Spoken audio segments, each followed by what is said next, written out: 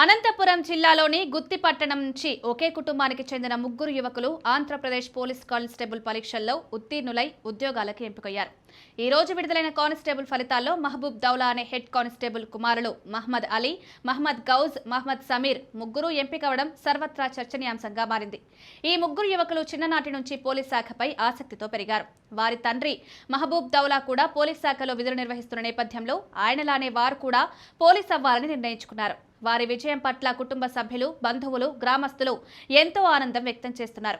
ఒకే ఇంట్లో ముగ్గురు సోదరులు పోలీస్ కానిస్టేబుల్ ఉద్యోగాల్లో ఎంపికవడం అరుదైన ఘట్టమని పలువురు అభిప్రాయపడుతున్నారు. మహ్మద్ అలీ, గౌజ్, సమీర్లకు సోషల్ మీడియాలో కూడా ప్రశంసలు వెల్లువెత్తుతున్నాయి. కాగా ఈ నియామక ప్రక్రియకు సంబంధించి రాత పరీక్ష, శారీరక ప్రమాణాలు, ఫిజికల్ ఎఫిషియన్సీ టెస్ట్ వంటి దశల ద్వారా అభ్యర్థులను ఎంపిక చేశారు. మొత్తం 4.5 లక్షల మందికి పైగా అభ్యర్థులు ఈ పరీక్షలకు హాజరయ్యారు. ఎంపికైన అభ్యర్థులకు త్వరలోనే అపాయింట్మెంట్ ఆర్డర్స్ జారీ చేయనున్నట్లు అధికారులు తెలిపారు.